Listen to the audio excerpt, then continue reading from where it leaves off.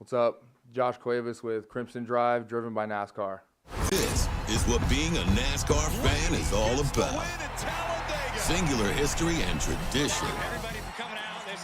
Unmatched on-track intensity. And triple-header playoffs action to ratchet up the stakes. Throw in a can't-miss concert, camping, and the legendary atmosphere of Talladega Boulevard. And you've got more than a race. You've got Talladega. Get your tickets now at TalladegaSuperspeedway.com. Roll Tide and welcome to this Tuesday edition of Crimson Drive, driven by NASCAR. This is Roger Hoover, glad to welcome you back to Tuscaloosa, and yes, welcome on Tuesday. Those of you that have been joining us the last few years for Crimson Drive know that each and every football game week, we have this show for you on Tuesdays and Thursdays. A lot of times on Tuesday, we kind of catch up on the previous game, take a look at booth cam highlights, play Crimson Tide Rewind from the night before, the best of that, but we don't have that this week. Obviously, we're getting ready for the first game of the year, Alabama against Florida State, but we'll have those content pieces coming up next week on Tuesday's edition of Crimson Drive, driven by NASCAR. But today is going to be pretty similar to Thursday, just getting ready for Alabama against Florida State on Saturday. We'll take a look at what's coming up on the show, plus our headlines thanks to our friends, RJ Young. RJ Young, the official technology solutions provider of Crimson Drive. Thanks to their smart board, we'll go through everything in a very interactive way to begin the show. We'll start by talking with one of the great tight ends for the University of Alabama, Josh Cuevas. So we got to talk to him last year about his transition going from Washington to Alabama. Now he talks about year 2 playing for Kalen DeBoer here in Tuscaloosa. Then Chris Stewart will join us to preview Hey Coach and the Kalen DeBoer Show. That'll be coming your way tomorrow from Baumhauer's in Tuscaloosa. And then Cory Reamer will be joining us, as well as our Alabama Legend of the Week. Cory, of course, is now our sideline reporter for our football radio broadcast, so we talk about that transition as well, plus get his thoughts on Crimson Tide football 2025. Getting into our headlines, that's where it starts. Football, the Crimson Tide starting the season on Saturday against the Florida State Seminoles. First time the Crimson Tide have made the trip to Tallahassee in football, and also it's the first true road opener since the 2000 season against UCLA. Maybe we'll talk more about that with Tyler Watts. He probably doesn't want to talk about it when we visit coming up before a Saturday's football game, but it's the first time in a long time, a true on-campus road opener, and even that game wasn't on campus, of course, in Pasadena, but anyway, and we will have Alabama against Florida State coming your way on Saturday. More on that on Thursday's show. Also wanted to give a tip of the cap to our captains announced by Kalen DeBoer this past week. Deontay Lawson, of course, his handprints and cleat marks already in cement at the base of Denny Chimes, but he once again will be a captain for the Tide this year, along with quarterback Ty Simpson, defensive lineman Tim Keenan III, and then Crimson Tide center Parker Brailsford.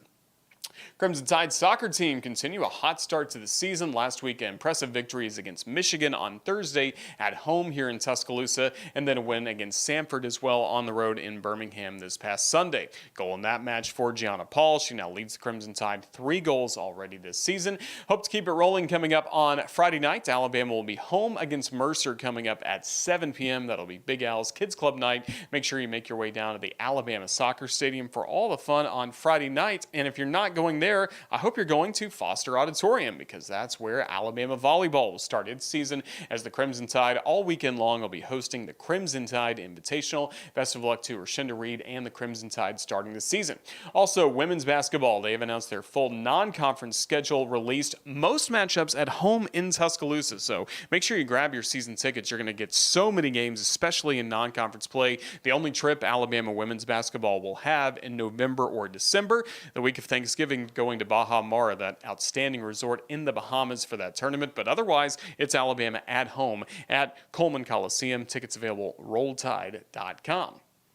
Josh Cuevas has been saying Roll Tide now for 2 years, as he joined the Crimson Tide last year from the University of Washington. Now he's ready to really lead this tight end room after maybe he was one of the younger players a year ago. Now he's one of the key leaders for the Crimson Tide football team, and he joins us on Crimson Drive, driven by NASCAR. Roll Tide, and welcome back to Crimson Drive, driven by NASCAR. Roger Hoover now pleased to be joined by Alabama tight end Josh Cuevas as we get ready for the 2025 season. And Josh, Roll Tide, first of all, can you believe the season's already here?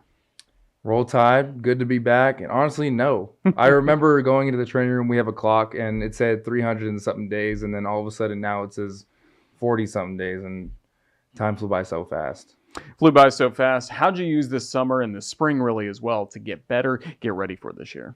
I remember Coach DeBoer had shown us a quote by Jerry Rice in the team meeting room one time. I remember it saying, "Today I'll do what others won't, so tomorrow I can do what others can't." And I think that's kind of like what's been my philosophy, like going into the off season, just kind of doing a little extra work and kind of trying to put myself on that pedestal of like, this is like my room to lead now, and just kind of putting myself in that position to really do better than last season and be in a better role. Do you feel like you've embraced the leadership role a little bit more this year? I think so, for sure. And I mean, I've counseled with Coach DeBoer countless times, just kind of seeing like his leadership aspects and just kind of like asking him, what can I do? What can I be? How can I be better as a leader? And kind of just kind of step into that role. Because last year, I mean, I was behind two older guys. So it was kind of, I just gotten here. So it was just like kind of like seeing where I fit in. But now there's no stepping back. It's go time. You mentioned leaning on two older guys, CJ Dupree as well as Robbie Oots. Are you still kind of leaning on them, staying in really good touch as we get ready? Yeah, staying in good touch. I mean, not so much leaning on them so much anymore, just because I don't want to bother them. They got their stuff going on too. I kind of know the system with DeBoer, and just kind of I'm more comfortable now, kind of with the team, and everybody's just kind of mingling together now. So I kind of feel more comfortable, kind of reaching out to some guys and doing that stuff. So, but I still keep in touch with Robbie and CJ. You mentioned being more comfortable. We saw such a jump going back to Washington, year 1 to year 2 with Coach DeBoer there. Do you expect something similar here at Alabama, knowing what the stakes are a little bit more here? That's a good question. Honestly, yes and no. I think the stakes are definitely a little bit higher. I think the level of play is definitely a little bit higher. But I mean, Coach DeBoer and Coach Grubb, they have their philosophy, and they're going to implement that into any team they're a part of. And I think once everybody's bought in, then that philosophy can work anywhere, really. How good is it to see Ryan Grubb back in Crimson? I miss that guy. Yeah, for sure. I love Coach Grubb. I mean, just kind of seeing how he worked at Washington, and just kind of how diligent we were as an offense, and then kind of him coming in and just pedal to the metal, like no introduction, no anything. It's like, all right, we got walkthrough tomorrow. Like, you guys better be locked in. And I mean, I just kind of missed that, like, I mean, not saying that it wasn't there last year, but I mean, his intensity was something that, like, I feel like we definitely needed. What's he like on game day, especially with adjustments in game for you guys? He's very level-headed. I mean, he'll walk around the locker room, he'll talk up some guys. He'll get in your face if you need some motivation, if you need to pick it up. But overall, he's pretty level-headed. And then, I mean, halftime, he'll come in, he'll make his adjustments, and then from there, we'll do what we need to do, and hopefully Coach Grubb comes out happy at the end of the game. But I mean, he's a pretty like diligent and efficient OC. So in a Ryan Grubb-led offense, so in Kalen DeBoer as well, but what's the role of the tight end specifically in an offense run by him? Yeah, I think we're really the glue, and we're kind of like Mr. Reliable whenever we're on the field. Little check down here and there, doing the small things, helping out tackles, chip blocks, and just kind of digging out the C gap here and there. Whenever we need a big run, like, we know that the tight end's going to be there to dig out the backside in case the running back needs to make a cut or something. But it's really about the little things. And I mean, Coach Grubb does a great job with like implementing like those big plays that tight ends like and want to run. But we'll get our chance. But we also understand that there's other aspects of the game that needs to be done. Perimeter blocking, there's, I mean, crack blocking, there's just a whole bunch of different stuff that the tight ends get to do, and that's just something that's a part of the position. Blocking, key part of it, running downfield, catching passes, part of it as well. Let's talk about the quarterbacks. Just have you seen Ty Simpson, Austin Mack, Keelan Russell all take steps forward this year? Yeah, absolutely. I think they've all kind of evolved in their own certain way. I think all of them will be great for us eventually down the road. And I mean, going into this season, I'm confident with honestly any one of them. I mean, as a pass catcher and kind of run blocker and doing all that stuff, like, I'm still going to try my best and do my best to like make that as comfortable a position as possible for them at the quarterback position, because part of the job as a receiver, an O-lineman, a tight end is knowing your job so you don't have to put that stress on the quarterback, and because they already need to know so much. They're the person on the field that needs to know everybody's job, what everybody's doing, bringing emotion, kind of shifting everybody. So anything that we can do to kind of take stress off of them, is something that we emphasize. Speaking of stress, Ty Simpson was in a lot of stress last year in the Mercer game on one specific play where you caught a long pass downfield. He was able to break out of a sack, keep a play alive. Walk us through that play from your perspective. How'd you see all that develop? Yeah, I mean, honestly, I thought he was going to be sacked. Like completely. You can see it in the clips. Like I stopped running completely, and then I just hear like the crowd kind of, because I mean, you're obviously listening to the crowd as you hear a possible sack and it's going down, but I hear the crowd and it's like positive, like crowd noise, and it's like, okay, let me look back to see where Ty's at. And sure enough, he was rolling out the pocket, and I was like, okay, let me just run to some open grass and hopefully he sees me down the field. And sure enough, he saw me down the field. So it was my job as a taker to go get the ball from the air and try and score. But yeah. Is that just an example of how athletic he is? Oh, for sure. I think he's sneaky athletic. I think a lot of people think of him as like a mainly like pocket passer type of guy, but I think he can get out there, roll and throw on the move and get some yards with his legs if he wanted to. But he's sneaky athletic, yeah. And, of course, last year he played with a mobile quarterback in Jalen Milroe as well. One other great moment you had against Wisconsin, a late touchdown in that ball game early in the fourth quarter. But how did Wisconsin leave you so wide open on that play? You know, I think they just kind of busted the coverage on that one. They just kind of got caught with CJ running up the middle and kind of took the safety's eyes, and then the corner kind of stayed on the outside, and boom, there I was up the seam, and they just didn't see me. So I guess busted coverage is really all I can give you. Touchdown Alabama, we love to see that. Roll Tide roll. That's right. Tell us again about the tight end room you have this year. Obviously, you're one of the veterans along with Danny Lewis, but how about some of the newcomers and how this group's coming together? Yeah, I think we have a pretty diverse group amongst the tight ends this year. We have Jack Samarco coming from West Virginia. We have Brody Dalton coming from Troy. Some new guys, Caleb Edwards coming out of high school.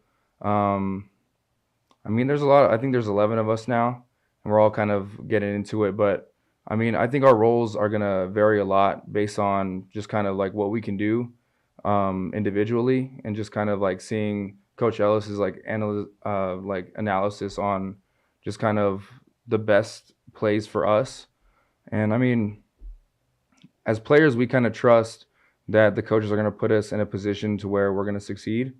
And I think we have such a diverse room to where we have all those weapons in the room. So it really doesn't matter what you need somebody to do. We have somebody for it. So. You mentioned Coach Ellis. You got to spend a lot of time with him, whether it's in the meeting room, watching film, on the practice field. Just what's he like to be around on a day-to-day basis? He's a great guy. Love that man. He's by far one of the chillest coaches I've ever had.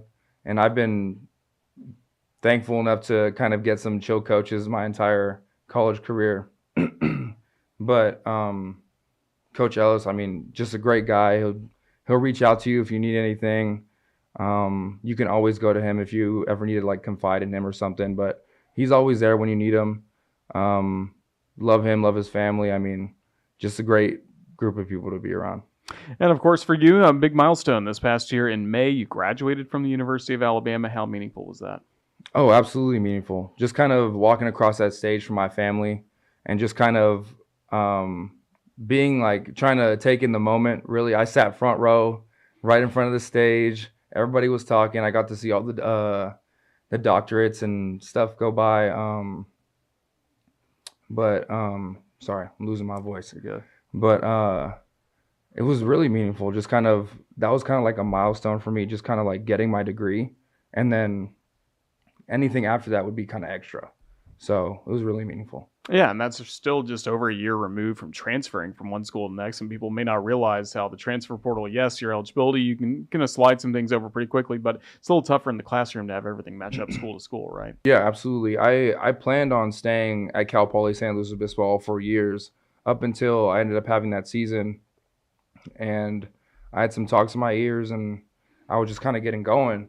And then never in my wildest dream would I thought I'd be at University of Alabama. And the transfer process is stressful. It's kind of just starting the recruiting process all over again. But it's just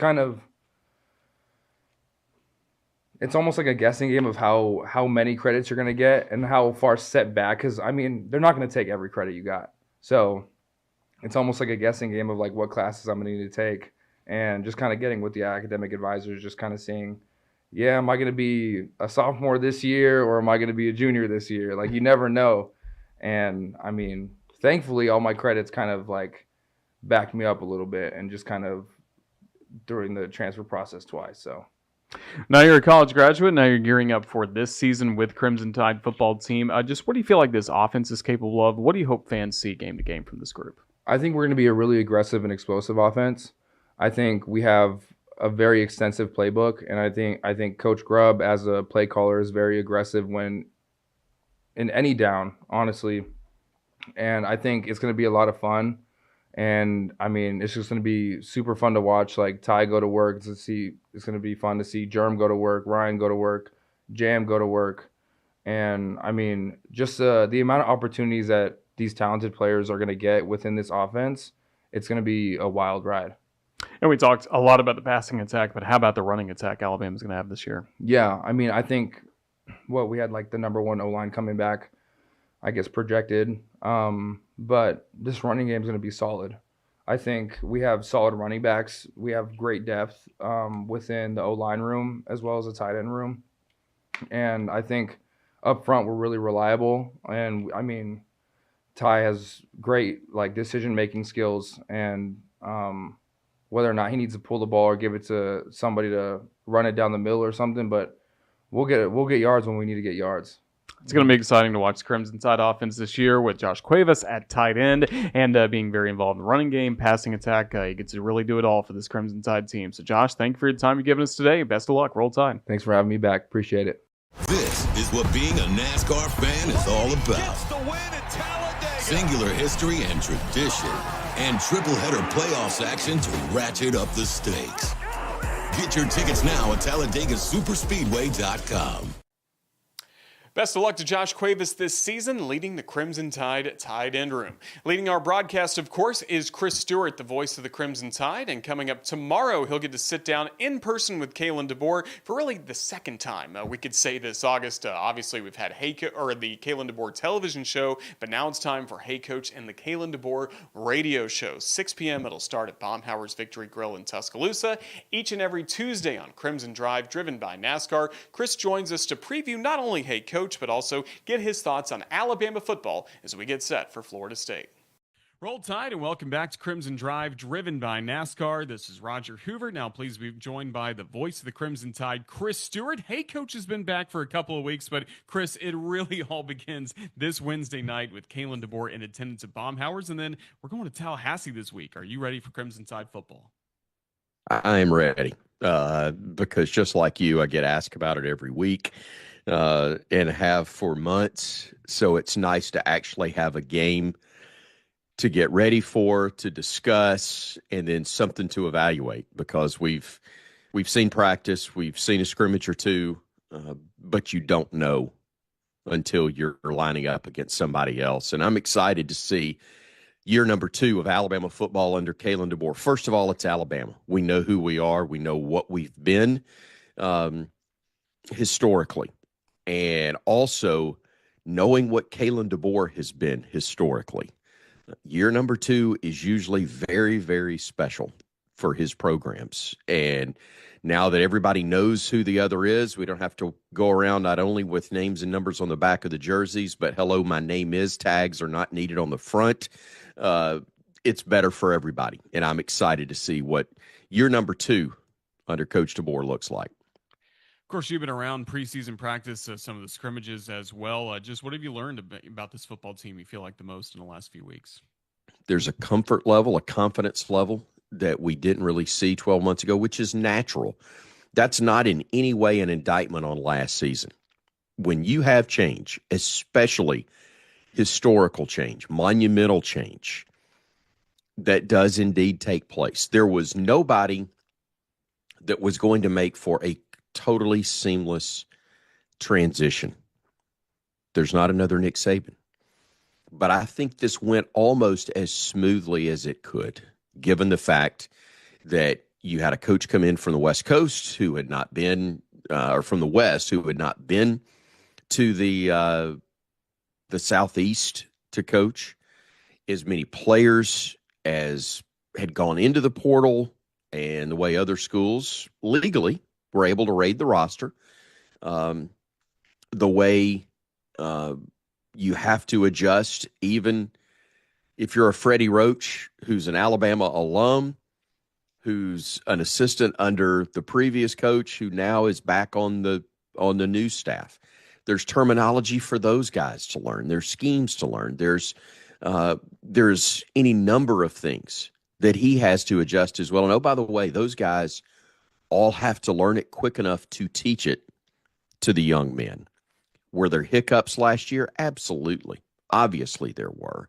But I think surviving the storm that is a transition, and now to be comfortable and confident in what you're doing and who you are and who you're lining up next to, I think is a major reason why this team is expected to be a contender for the national championship again. Of course, you talk a lot with Coach DeBoer for whatever it is, the Hey Coach show on Wednesdays or pregame radio, postgame radio on Saturdays. But we know you visit with the coordinators as well. Ryan Grubb on offense, Kane Womack on defense. We'll get to hear some of that in our pregame coverage on Saturday. Just what do you enjoy about getting to visit with those guys, kind of picking their brains along with Coach DeBoer? You know, the thing that is that has been interesting, we forget, because one thing has been done one way for so long, and that was part of the greatness of Coach Saban, was the consistency there. You knew every time what you were going to get. And he was very much a believer in a one-voice message for the program, and it came from him. Kalen DeBoer is a different personality, a different approach. Doesn't make it better, doesn't mean that it's worse. It's just different. And among the things that he allows is, I'm not going to say completely open interaction, but much more open interaction with assistants, with staff, and the opportunity to talk to those men about philosophy things, and I haven't been as much with Coach Grubb as I have Coach Womack. Part of it's an additional year, but also when Coach Womack was at South Alabama, I was doing a radio show at that particular time where we interacted with him almost every week or every other week, I believe, on the show. So there had been a little bit of a professional relationship, but getting to know him on a personal side a little bit more just helps. And I hope as time permits during the course of the year, you're able to share maybe a little bit more insight, interaction as to some of the thinking behind the strategy that goes into make play. So I'm really looking forward to this year. I'm looking forward to being able to tell the story to the Alabama fan base, one that I think is going to be a very exciting one as we go through the next several months. And also telling the story, it's helpful to have more voices on the broadcast. And we have a familiar voice joining us now in a permanent role on game days. Cory Reamer, he'll be with you on Sidelines coming up and on our broadcast all throughout the year. Just what's your excitement level for fans to get to hear his insight, especially the way he and Tyler Watts are going to battle some on the air, offense and defense, and share their different perspectives?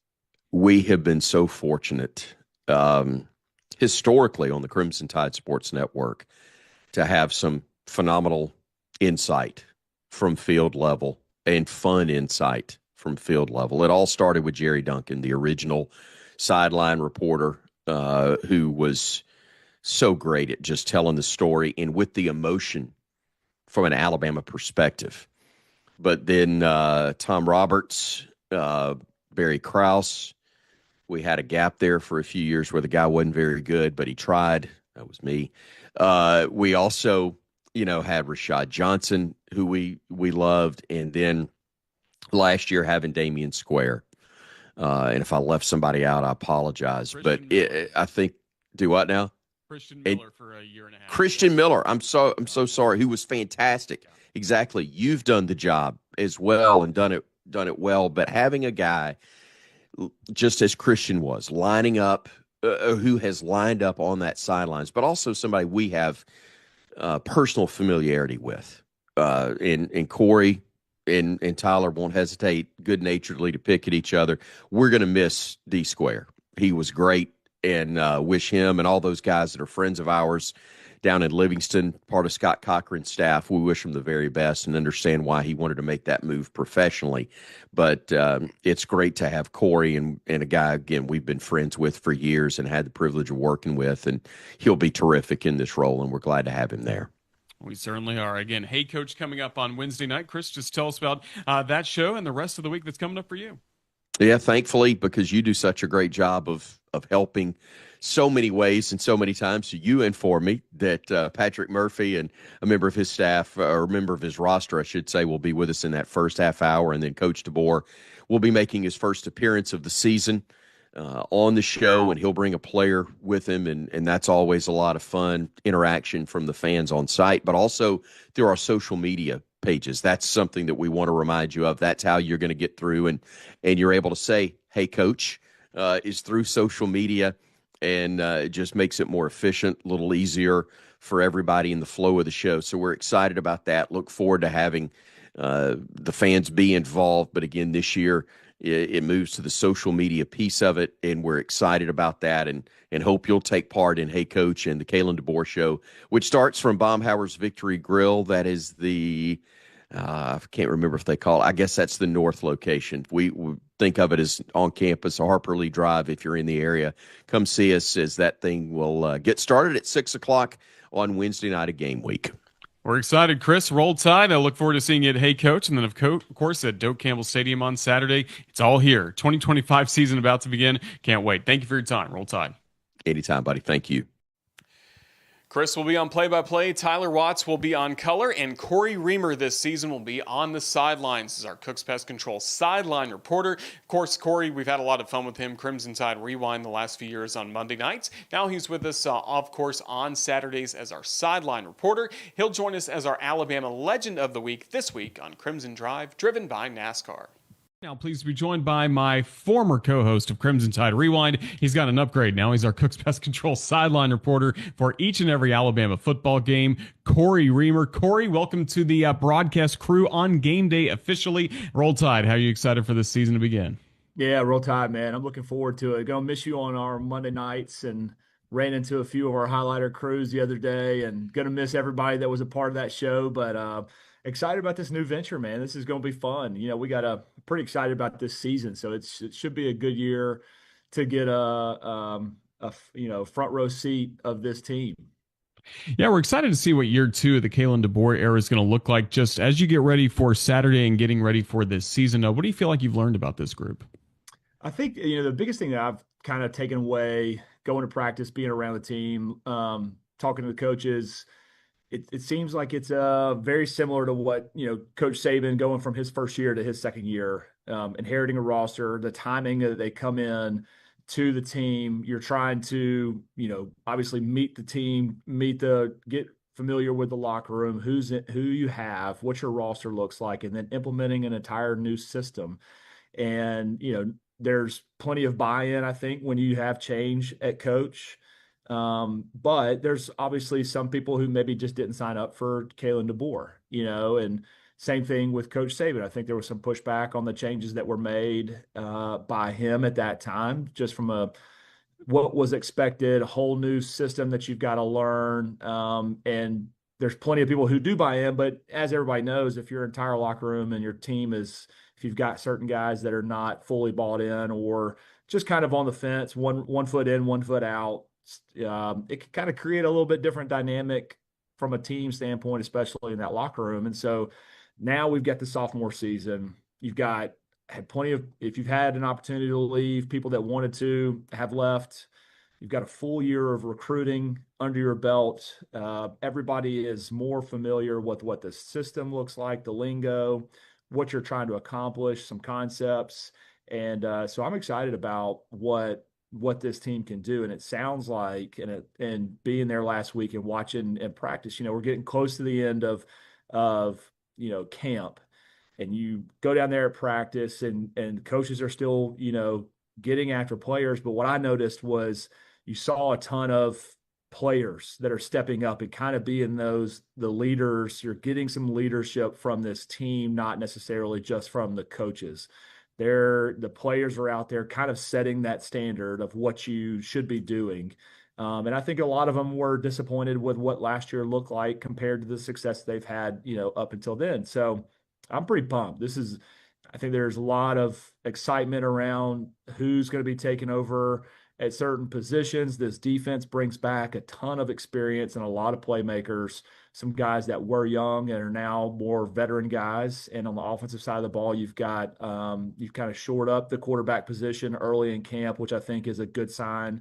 Guys that are, the team is behind Ty Simpson, the coaching staff is behind him. So yeah, I think there's a lot of good things, some excitement around what this team could do this year. I love talking Alabama history, and especially you brought up Coach Saban in year two, what a leap Alabama took in that year, and you got to be part of that team. When you look back to kind of the parallel, this game against Florida State, that year it was Clemson in Atlanta to begin the season. Did you have a pretty good feeling going into that ball game? And I know it wasn't a championship or anything like that, but that had to be one of the most enjoyable games you ever had playing at Alabama. Yeah, it definitely was. The way that season started. Yeah, first year for me to start as well. But I think you could tell after that first year, you go 7-6, and most of those 6 losses were all by 1 score or less. We were in those ball games. So it didn't take long for us to kind of realize, all right, what is he asking from us? There's a reason why we're doing it. And the results were there. Even though our record wasn't, phenomenal that first year that he was there, we saw what we were out there competing that first year with everybody that we played with. And I think that was the moment. It's like, all right, let's go move forward. Let's go buy in. Let's go all in on this. And I think we're going to have a lot of success in that first game. I can't remember. I can't remember if we were ranked for that Clemson game. And if we were, it was, not anywhere near the top 10. I think maybe we might have been towards the bottom of the top 25 at that point. Not a lot of people gave us a chance for that Clemson game. So a little bit different dynamic compared to what this year looks like. But the belief that we had going into that first game of how hard we had worked, how good we knew we were, and then we showed up, those guys had no idea what kind of hit them. And it was never really much of a ball game. And we put the nation on notice at that point of like, we're here, we're competing, we're ready to go. And we didn't look back. We really dominated a lot of those games in 2008. So for this year, I think this team still has a little bit of a chip on their shoulder. You come out and you're preseason ranked number 8. That's just like feels like a disappointment for an Alabama program, to be preseason ranked as low as they are. And there's an excitement around what we've got down in Tuscaloosa. And I think that they've got a little bit of a chip to go out there and kind of set the stage for the rest of this season. And it's going to be a tough matchup. Florida State's been pretty good the last couple of years. Last year was a disappointing year for Mike Norvell, but you've heard a lot of rumblings out of their camp that they're pretty excited about what they've got. So this is an opportunity for this team and to go out there and kind of show everybody what we're about. And for the Crimson Tide, those of us around the program, it feels like, Ty Simpson's nothing new. We've known him for the last 4 years that going to be around this program. But as a starting quarterback, it is a new role for him. Just what's your confidence level in Ty as he gets ready for week 1? Yeah, I'm pumped. Watching him in practice, how he kind of handles himself. He's got, obviously the team is behind him and the coaching staff is behind him. And didn't get a ton of meaningful snaps last year in especially, tough environments. When he did, it wasn't necessarily your first start in a hostile environment on the road against a program like Florida State. But I think what I've seen and what I've heard is that he's done a phenomenal job of kind of earning this starting role, and he's got a lot of weapons around him. And I think AJ McCarron even said it the other day that you don't have to go out there and make miracles happen when you've got a defense like you've got. This defense is going to be something that he can lean on. He goes out there, takes care of the football, Not that he has to be a manager, but he can go out there and play a little bit, more relaxed, knowing that that defense is going to have his back. But I'm excited to see what he does. This is going to, and you heard Grubb talk about the differences between what this offense looked like last year and what he expects this offense to look like this year with Ty under the helm. Kind of open up a little bit more of the passing game. And I think he's got really good understanding of what they want from him in the passing game. And he's got plenty of weapons at the wide receiver room that he can go out there and really play really well. I'm excited about watching him. He's kind of unique in today's college football game. He's been here for his entire career. He hasn't transferred. He's kind of waited his time. He's earned this spot. And now he's got 2 years under this system, and I think he understands it really well. So I'm excited to see what he does. What stands out to you the most about this Alabama defense?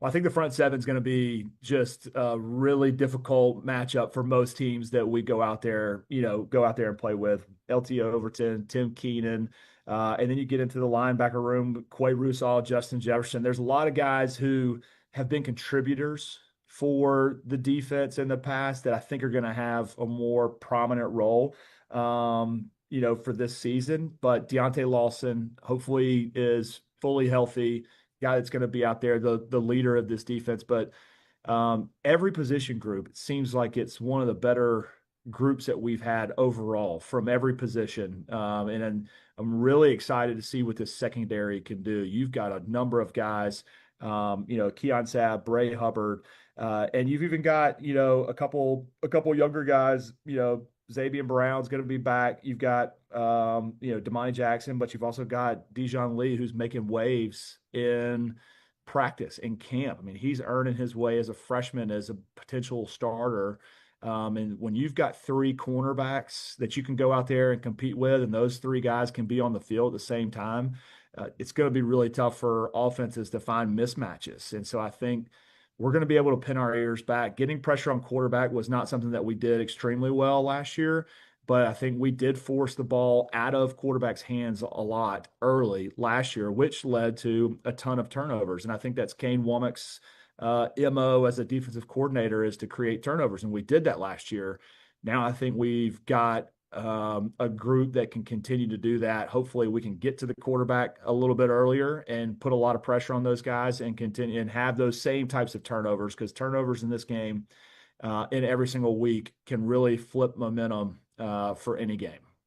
Look forward to seeing that Swarm D coming up on Saturday. Well, Cory Reamer, you're going to be on the sidelines with the Crimson Tide all throughout the season and joining us on the radio. We just can't wait to have you as a full-time member of the crew. Just thank you for the time you've given us. Safe travels to Tallahassee. We'll see you then. Roll Tide. Yeah, sounds good. Appreciate it, Roger. The first Tuesday Crimson Drive driven by NASCAR almost complete, but not before we take a look at our upcoming schedule. As we mentioned with Chris Stewart, tomorrow night, Hey Coach and the Kalen DeBoer Show. First time that Coach DeBoer is in person at Baumhower's in Tuscaloosa. All the fun will begin at 6 p.m. We also get to see Patrick Murphy coming up tomorrow as well for Hey Coach, again starting at 6 on our full radio network, Varsity Network app, as well as the Alabama Athletics social media platforms. Then on Thursday, we'll be back with Crimson Drive driven by NASCAR at 2 p.m. Once again, previewing Alabama against Florida State. And then coming up on Saturday, football. The Crimson Tide, the Florida State Seminoles, 11:30 a.m. Central start time all across the network. Don't forget, we'll have the booth cam streaming live as well on all of our social media platforms at UA_CTSN. Chris Stewart and Coach DeBoer will talk about the ball game on the Kalen DeBoer television show that'll be on TV affiliates across the state on Sunday. And then before you know it, it'll be Monday, it'll be Labor Day, and we'll be at Baumhower's Victory Grill in Vestavia Hills for our first Crimson Tide Rewind with our new co-host, Tyler Watts. We'll get all of his opinions on this ball game, the Crimson Tide and the Seminoles, and start looking ahead to Alabama against ULN. This is the perfect time to subscribe and like this channel. Of course, if you're watching on YouTube, turn on the notifications so you don't miss anything. And really, wherever you're watching this show, make sure you subscribe to the Crimson Tide Sports Network. We're going to have so much content around these football games coming up, not just interview clips from Crimson Drive driven by NASCAR, but the booth cam highlights. First place to see those will be right here. And this just all of our game day coverage. This is the place to go at UA_CTSN for the latest on Alabama athletics. It's going to wrap up this first Tuesday edition of Crimson Drive, driven by NASCAR. Huge thank you to our guests, Josh Cuevas, along with Chris Stewart and Cory Reamer. Appreciate all of those guys for their time, as well as Ethan Carabin, our video producer, who put the entire show together. Thanks to all of you for watching, as well as it's exciting to finally have game week here in Tuscaloosa, finally getting ready for Alabama against Florida State. For everybody with the Crimson Tide Sports Network, I'm Roger Hoover saying thanks for watching. We'll see you back on this show coming up on Thursday. Until then, Roll Tide.